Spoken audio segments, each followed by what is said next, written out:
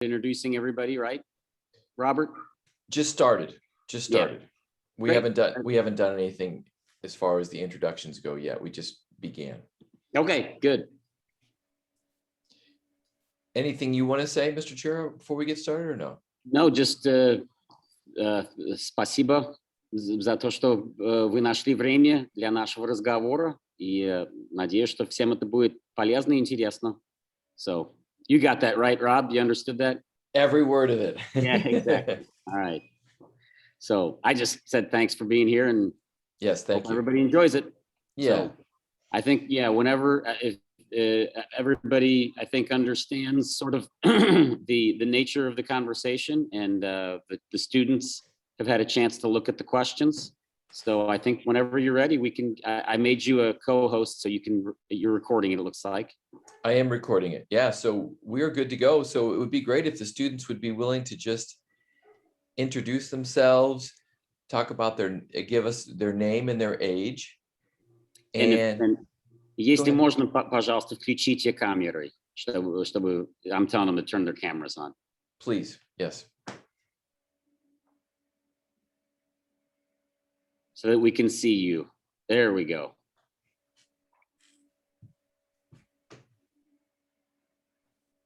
Okay, so yes, whenever you're ready, Rob. Oh, okay. Good evening. Go ahead. Please go ahead. Okay. I'm Anne, and I'm 17, and I'm in 11th grade.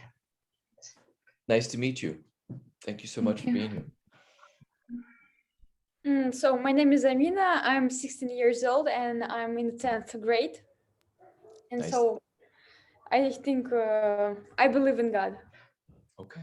Nice to meet you. Glad you're here. Alexander, maybe?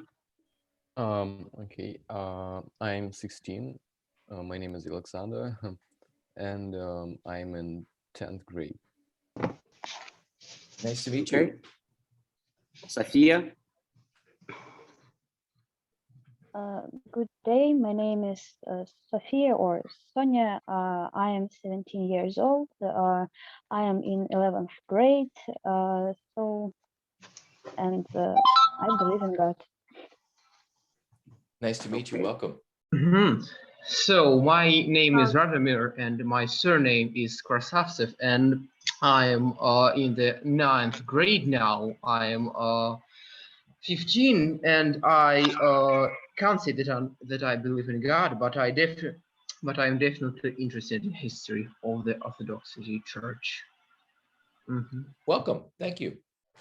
My name is Paulina, and I'm 15, and I'm in 9th grade, and I belong to Orthodox Church. Okay. Thank you. My name is Maria. I'm 15 years old. I'm in the 9th grade, and I belong to Orthodox Church. Welcome. Nice to meet you. Nice to meet you too.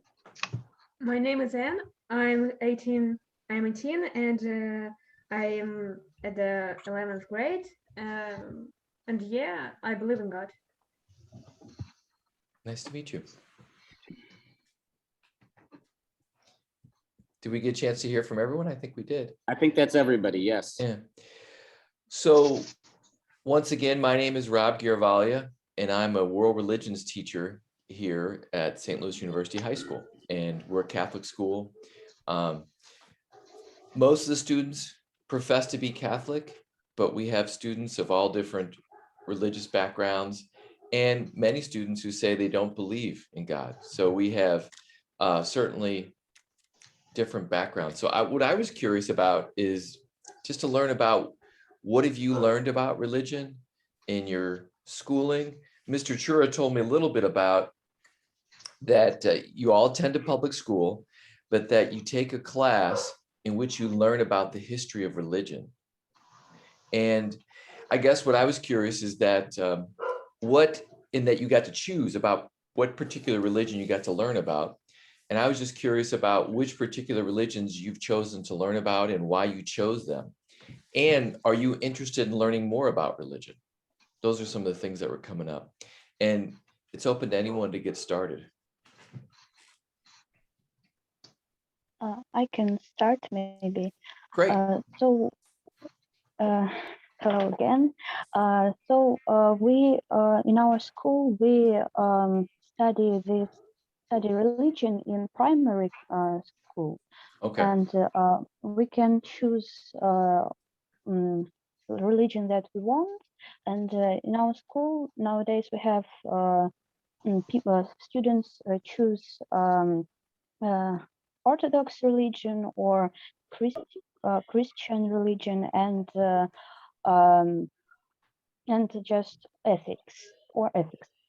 So I in primary school I have chosen the Orthodox religion because I belong to Orthodox Church, and I really wanted to know about this more because my parents not don't have enough time to tell me about something, and I just sometimes I'm looking for information for my own by my own. So. And when you talk about learning about the Orthodox Church, are you learning about the history of it, how to practice it? What are the kind of things that you learn about in your class? So we learn about history firstly, and then about the traditions. We don't really learn about the. So it's. I think it was more about moral. More about Yes. morals. Okay. Definitely more about morals, not about the history of church and its development. So mostly about morals. Okay. Mhm. And have you learned about, are you interested in learning about other religious traditions about and comparing and contrasting them? Is there not much of that in your classes? Yes, it would be really interesting if we will learn more about different another religions, not only Orthodox. Like we can, of course, can choose all of them. I mean, another religions, but I think in our school we don't spend a lot of time to discuss something like this. So, and I think that maybe in future we need to have some kind of practice to have more lessons so about different religions, because from our childhood we know only about Orthodox and that's it. And so maybe in this age, so we need to know more about other religions. But sometimes it depends on teacher. So we have the lessons that connected with the social sphere, and sometimes teachers are asking us ask us to learn about some religious because it is the part of social sphere, and sometimes we learn about the dogmas of not only of a Christian religion, but about um, Islam or Buddhism. It depends really on teacher, and so.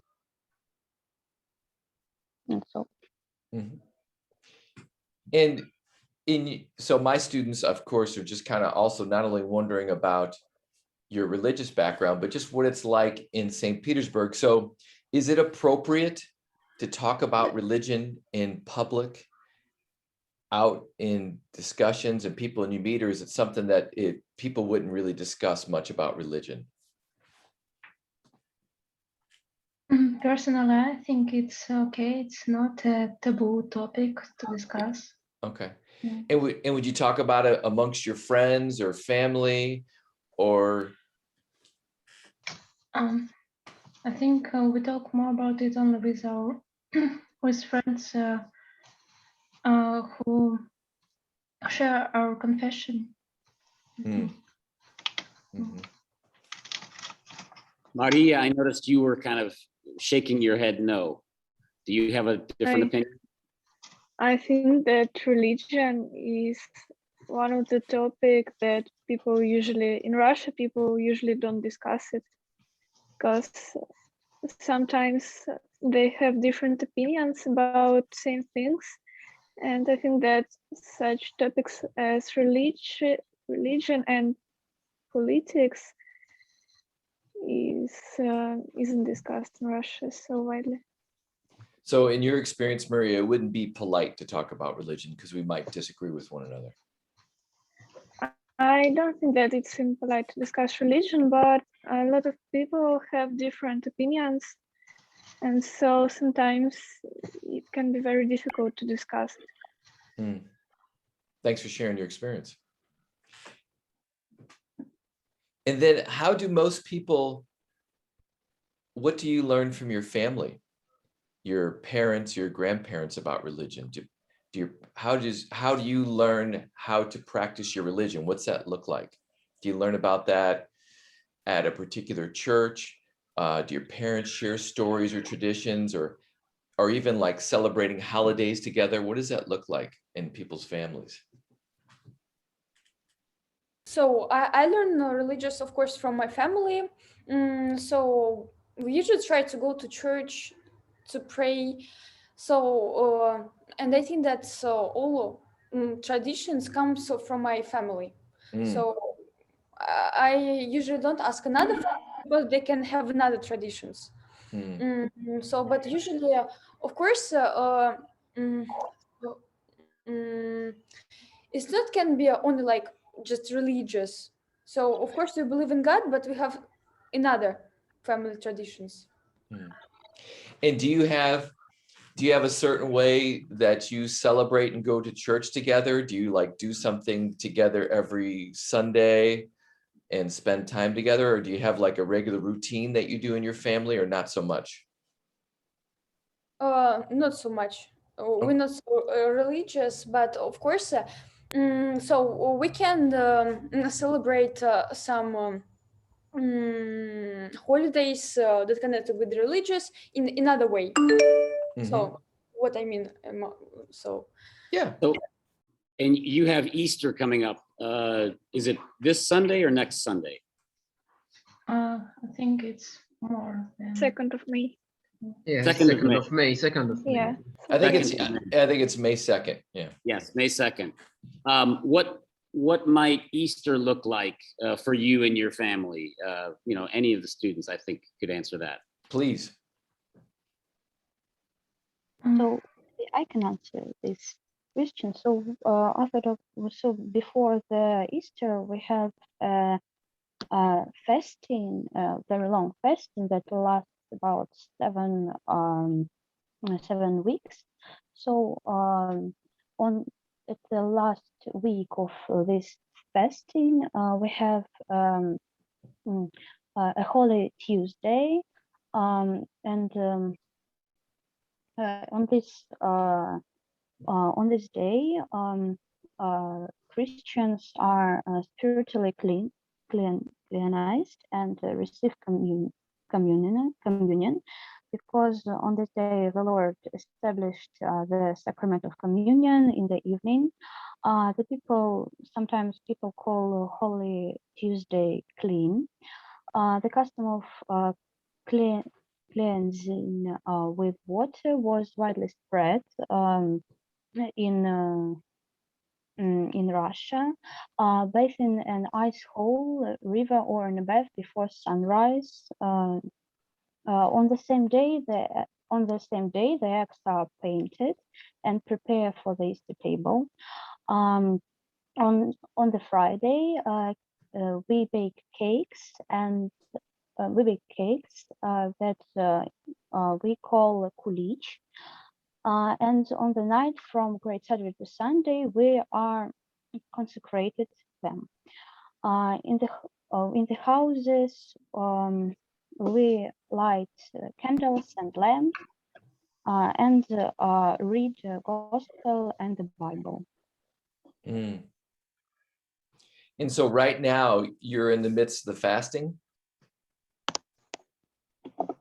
no. our parents and our grandparents usually do this fasting, and but children are allowed to eat some food, for example, meat and fish, because um, it's growing organisms. Yeah, right. So, And and could, in the age of 17, 16, 18, by uh, we choose by ourselves what we can do. So we can feast, we can do fasting, or we cannot. The the main meaning of the fasting is to be clean in your soul, and not really in the kind of food you eat. and You could just- go ahead, I'll Rob. just add real quick, just, from what I know, it's basically the equivalent of like their Lent, Yes. but the rules are a little stricter. Our Lent in the Catholic Church is just on Fridays, that we're supposed to avoid meat. And I know for you, it's not just Fridays, and Yes. it's also much stricter rules. And a lot of people, participate in this, for a variety of reasons. So just to clarify that. Thank you. Could some of you talk about what is your favorite part of celebrating Easter, or what do you look forward to the most, or what do you enjoy?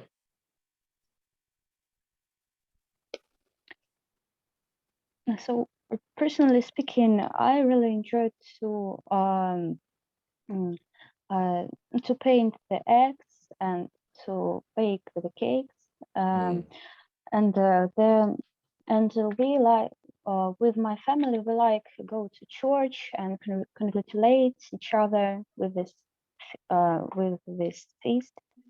So it's great. It sounds great. Now I'm not clear, and maybe I'm getting hungry, but can you say more about what kind of cake is it? What kind or is there a particular kind of cake that you always have on Easter, or no? Yes, it's a particular kind of cake.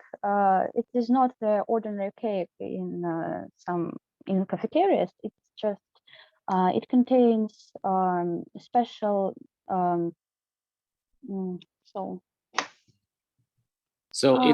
it's made of basically like cottage cheese, but it's sweeter and drier, and they make it in the form, in a special like box form, and it has the letters Cha and Ve on it, which stands for Christos Voskres, which means Christ.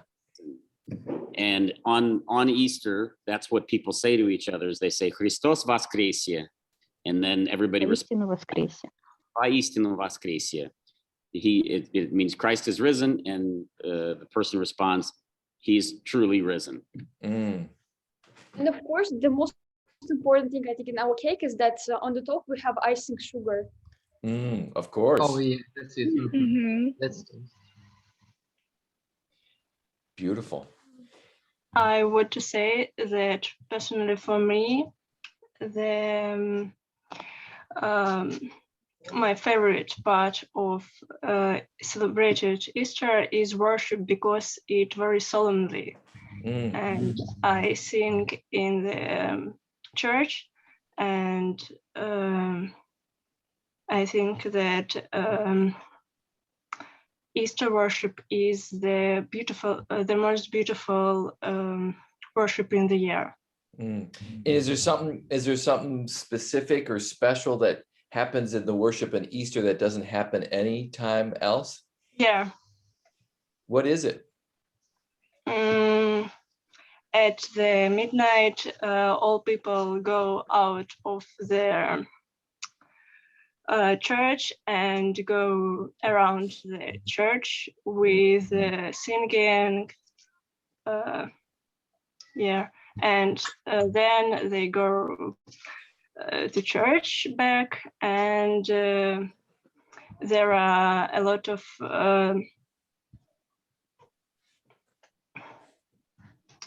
prayer that are very solemn. Sounds beautiful.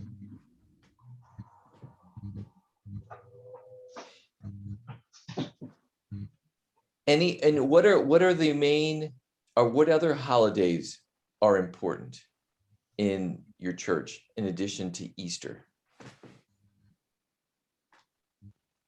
I think Christmas is one of the most important holidays in the church.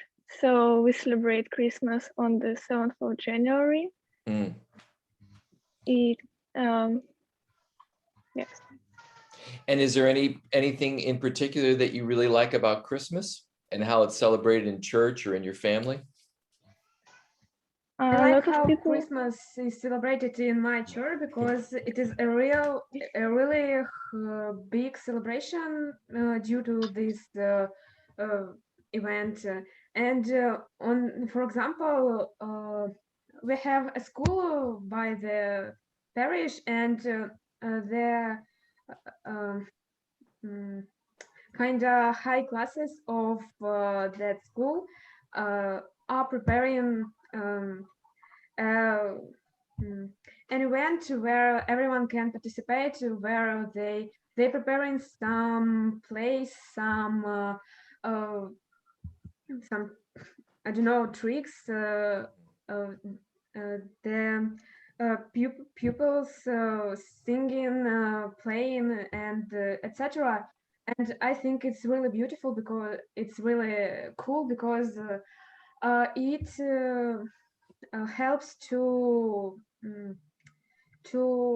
I think feel the atmosphere of the celebration of the Christmas, and it also helps to unite. I don't know. Unify? Unify, yes, thank you. Yeah. Children, and it was my favorite part of the year because I like such type of things. Thank you for sharing. Anybody else want to share another holiday or something else that really stands out for them? I like to tell about Forgiveness Sunday. So it's the last Sunday before the Lent. And on this day, people go to church and they ask for forgiveness to everyone. And they also forgive all the offenses. So we do it to start fasting with a pure soul. And you said that's going to be the last Sunday of Lent, so it's coming up soon? Before. Oh, before. Okay. And you said it's called God's Forgiveness Sunday? Not only to God, but to all the people around. And it's usually we revise the words of the Jesus when he said that we need to forgive, and then we will be forgiven. So one question that comes to my mind is, like, for an ordinary everyday person in their life, what role does the Russian Orthodox Church play? And like how many people in Russia are Russian Orthodox or other religions? Like what other religions are practiced in Russia? It depends on the social group we're talking about, and I think for a huge amount of Russians, the Orthodoxy are like just a part of their usual landscape of identification, not as a religion, not as a religion with their religious routine, but as an instrument for self-identification in society, mostly as the Russians, as a nation, as a. And what do you think is the second most popular religion after Russian Orthodox in Russia? Islam maybe depends on the region. Okay, so Islam. I think in some regions of Russia, the most there's religion that has popularity maybe is Islam, maybe noticed as a popular religion. And do you think is it practiced differently in a place like St. Petersburg or some place that's smaller? Is it different if you live in a city or rural? What's the difference in the way religion is practiced, do you think, depending on where you live? There is no differences. No difference? Go ahead. But I think there are some, definitely there are some differences between rural religious people and citizens who believe in God, because there are in the different social groups. They have some differences in their worldviews. For example, the people on the north of Russia in the rural areas in Arkhangelsk Oblast are really religious people. So the rural people maybe are more religious. They follow more strictly diet and anything that goes on. So it's my opinion. So. Yeah, please. Anybody else want to share their experience or opinions on that? I think that church in small towns plays more important role than in big cities because their lifestyle less hectic, and they have something like they're closer to traditions maybe.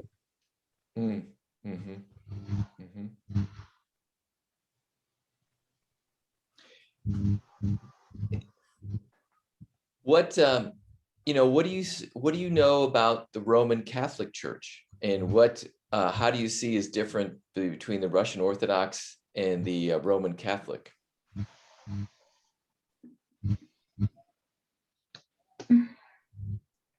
Well, personally, I know that our church doesn't accept the change of the creed because you have an additional part in it which we don't accept. And also, as I can remember, in the Catholic Church, you need to believe to the Pope to be saved. No? Something like that. Yeah. And there is no figure that's similar to the Pope in the Russian Orthodox Church? Oh. Okay. Well, we have a patriarch, but I haven't heard what if you don't believe the patriarch, then you won't be saved. Go ahead. Maybe I'm wrong, so please someone help. I know that there are some difference in sacraments, like in our church, chrismation is follows immediately after baptism, and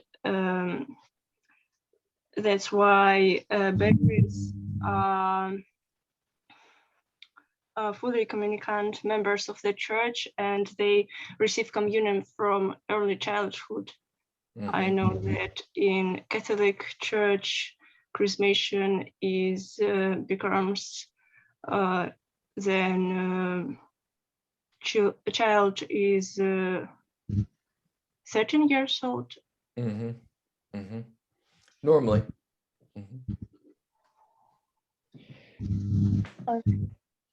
So maybe just talk about the differences. Your priests, they're married, correct? Yeah, the detail. Yeah, they can. In Orthodox Church, the priests can be married. In the Catholic Church, they can't be. So yeah, it's important difference. Well, and I think the Middle Ages.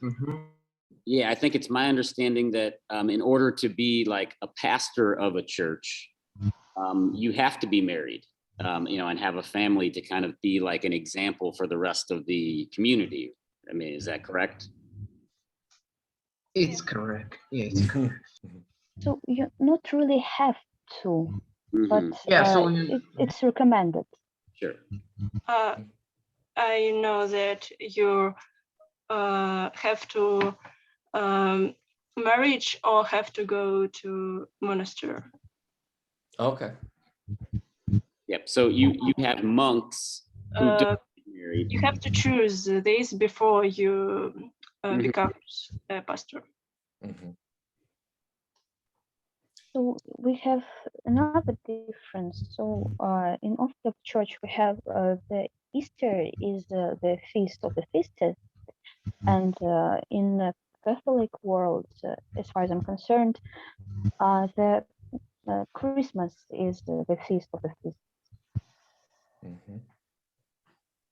So I remember one more difference between Catholic Church and Orthodox. In our church, after marriage, we can also have divorce, but in Catholic Church, it can't be like that.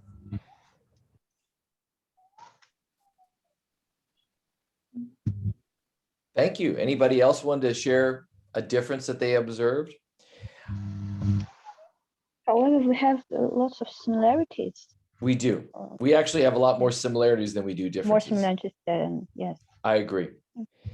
Well, I was interested in opening it up to anything else that you'd want to share with my students, kind of like about yourselves, about Russia, about Russian Orthodox churches, anything else that you kind of want to share with them that you think it'd be important to know about you. Not exactly about me, but as for perception of Russian people, it's quite important, I think, for American students to know that the interaction between Orthodoxy and Catholic Church were not were not only conflicts. They sometimes were really closely interacting with each other. And we, in the Russian medieval history, as well in the European, we can find a lot of examples for this. For example, their daughter, so I'm going to tell about one interesting event that happened shortly before the First Crusade in 197. And this event was closely connected with the fight for investiture between German Emperor Henry IV and Pope, the main Pope in the Catholic Church. So, daughter of King of Rus, Evpraxia, was married with their German emperor, and the main idea of this marriage was to Rus state to take part in this all European fight for investiture, and the main idea of this fight was to involve Russia in struggle for investiture, as I've mentioned before. So Russia had to act on the side of the German emperor, but so the main sense of conflict was that the emperor wanted to appoint bishops himself, but the Pope, the head of the Catholic Church, wanted the opposite variant. He wanted to appoint bishops himself without any advice from the emperor. So his Russian wife Evpraxia also took part in this fight somehow. She escaped from her husband, German emperor, and she escaped to the Pope, and then she testified against her husband for his not well treatment with her. So in this case, I can say definitely that the Russian Orthodoxy Church and the Catholic Church were closely interacting during all of the Middle Ages, from its early to its end. It's important to notice too that we have a lot of similarities too, not only differences. It's it's kind of important to American students to remember that and to realize that too, I guess. Thank you. So I can tell about my experience, about my family. So my grandfather, he's a rabbi, and he preach Islam. So, and in the very beginning, it was very difficult for him to get used to Orthodox. That's in our family, we have two religions. So he's a rabbin and we are Orthodox. So now it's really interesting how we celebrate our different holidays together, especially with my grandfather. So, but I can't say that there are some problems in our family. No, never. We never argue about the religious or something like this. So, yeah, and it's really a kind of so I know interesting experience that in only in one family we have two religions. That is interesting. Thank you for sharing that. I also can say that we can find a lot of ideas of Christianity in Russian literature, theater, architecture, painting, sculpture, etc. So I think that the main difference of Russian culture from the West culture is that is its religious orientation. So we can find a lot of like we can find a lot of Orthodox ideas in literature of Gogol, Pushkin, Dostoevsky, etc. Like a lot of ideas in there. Thank you for sharing that. I agree.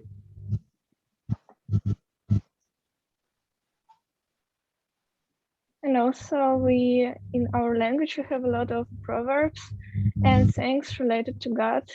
So the most famous ones, I think, God loves the Trinity. In Russian, it's Бог любит Троицу, and the English equivalent, I think, is short time is a charm. Also, God saves man who saves himself. In English, it's better to be saved than sorry, I think, in America. And the Russian language is also unusual that many of the words in it are holy. For example, the word спасибо, which means thank you, can be like divided into two parts, спаси and бо. Bo is Bog, and it literally means save God, like спасибо, спаси Бог, God save. Interesting.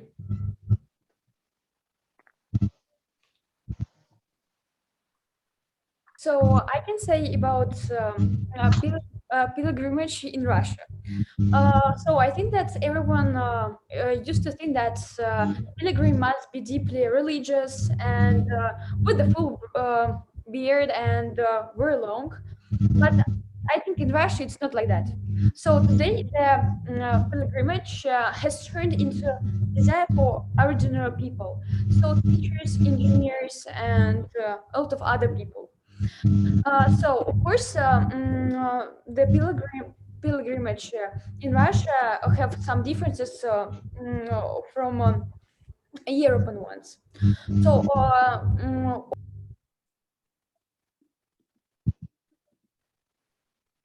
oh my God, sorry. Oh no. Got to turn on. Oh my God. Okay, so I just wanted to tell you. No, you just got cut off. Not all of it, just the last part. Sorry about that. Okay, sorry. No. Okay. So, okay. You were talking about how the pilgrims are ordinary people and they don't all have the long beards. And you were talking about that, and that's when you got cut off. Okay, so thank you. So I want to tell you differences between the Russian pilgrimage and European ones. So of course we have some roots. But first of all, we have some differences in infrastructure. We don't have some hostels for pilgrims in Russia, and some equipped roads. Um, mm, of course, some pilgrimage routes in Russia, mm, they are only on the map. So there are no hotels for pilgrims. There are only some well-equipped trails. And in the city, in the hustle, in the bustle, you think about money and about work. And so, of course, a lot of people want to have a rest from the daily routine. And that's why some Russian people choose a pilgrimage to have some kind of relax from this busy life. So, and to talk about Russian. And can you talk? Have you personally made a pilgrimage that you could talk about? Have you? Mm, I think that it's not some kind of pilgrimage. It was like some tourism, but we don't have such um, oh my god, facilities like of course hotel. We don't have it. We sleep outside, I think. Yes, and it was really good experience because I become really close to the nature, so I really feel the power of it. So, and of course I started feeling more relaxed. um, yes, it's, I think it's really helpful for our stressed life, to have some kind of like pilgrims or tourism. Yes. So, and of One course one one thing is that, thank you for sharing that. Our students, some of them just actually went on something they call a retreat, and they actually went camping 2 weeks ago, and it was kind of like a pilgrimage. So they were actually sleeping in tents. yes. So But the only problem is that it rained all night. And so okay. So maybe there's another thing that which we should admit, that we should say that the Russian state was originally based on the Orthodox faith, and the first laws in the state were governing with the relations in the state, and were almost simply copied from the church canons. So, for example, the charter of Vladimir Monomach, Vladimir Monomach was the Russian knight, and in 1113, he just wrote like something like a letter to his sons, to about how to rule the state, and how to behave yourself. And there were a lot of church, a lot of Orthodox canons, dogmas in this letter. and how would you say what's the relationship like now between the government and the Russian Orthodox Church? So in the 20th century, Soviet state has a really dramatical kind of interaction with their Orthodox Church. So they were at strike with each other. The Soviet Union doesn't prove any kind of religion except really a few periods of times. For example, the time during the World War II, the great, which is called the time during the World War II, when the Soviet Union approved the building of some churches, but not really. They were built not so many church, but they were still built during the war and a few years after the war. And after most of time of existence Soviet Union doesn't approved any kind of religious at all. So they all were hiding, and the Russian Catholic Church immigrated into in foreign countries. In America, there were a kind of big group of Russian people who believe in Orthodox Christianity. So they were in So they were forming some kind of communities. They were making some press. They were discussing with each other the future of the Russia after the Soviet regime's fall.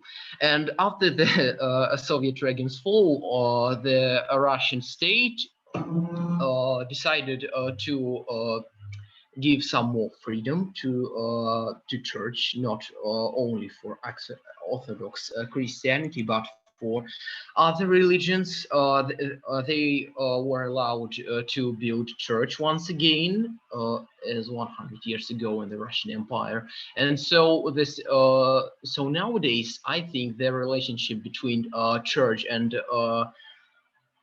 Russian Federation are not as bad as they were during the Soviet, during the period of the Soviet regime, but they're not really well though. Thank you. Well, I can't think of anything else that I wanted to ask. Does anybody else have anything else they wanted to share before we ended our time together for today?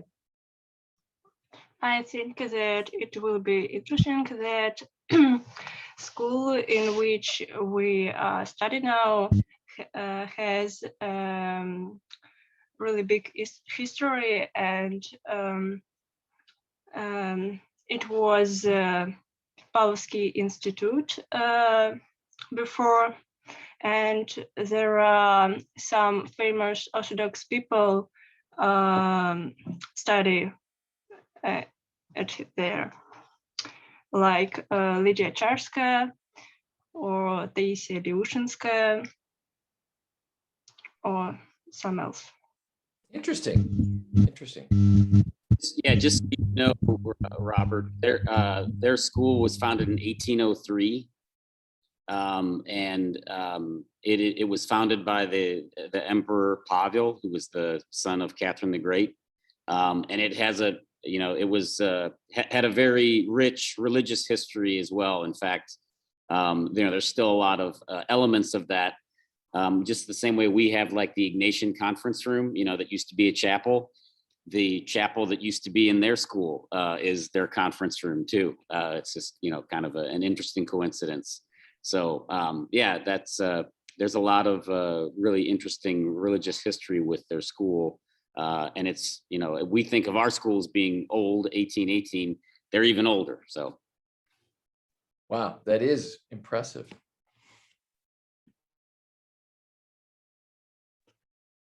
Well, what I'm going to do is I'm going to take this, I've been recording it, and I'm going to share a portion of what we've talked about with my students. They're going to watch it. And then next week we'll get together and they'll get to ask questions that they have of you. And I would love for you to ask questions that you have of them. And we'll just have a dialogue. And so for us, it'll be next Friday, but I guess it would probably be next Saturday for them. Is that how it's going to be? Am I got my times right or not?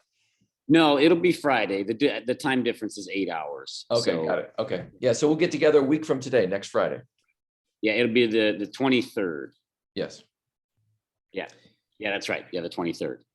Okay, and like Mr. Garavaglia said, you know, think up some questions that there'll be a lot of time for you guys just to kind of share about yourselves and ask some questions. You know, obviously we'll talk about orthodoxy and, you know, some of the religious things, but there'll be some time just to kind of ask questions about just your interests in them and their interests in you. So that I think has been some of the best discussion that's happened in these experiences is when kids just kind of share about their lives. So think about that a little bit going in. Okay. And once again, thank you so much. I've really enjoyed this. It's been really a pleasure to get to know you, and I look forward to being together again. So thank you so much. Yes, I agree. I really appreciate the time and the organization from the teachers. Natalia Viktorovna, спасибо за ваш труд. Yeah, it was very good. Everybody, I think, got a lot out of it. So looking forward to the second round. Thank you. You're welcome. Thank you. Yeah, Okay. you're welcome. All right. Take care. All right. Ладно, Bye. до скорого. До скорого. До свидания. До свидания. До свидания. Have a nice day. свидания. Thank you. You Thank too. you. Мгм.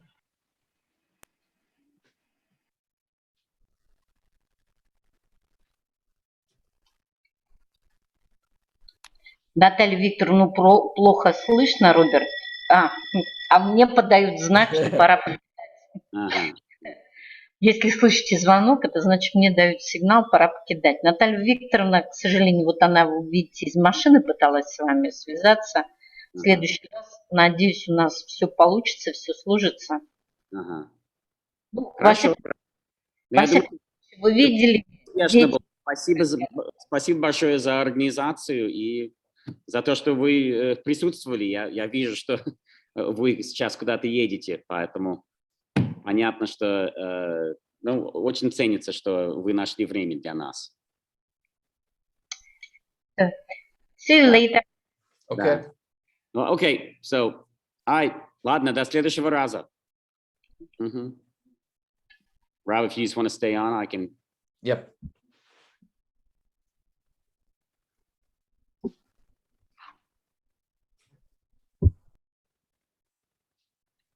Ладно.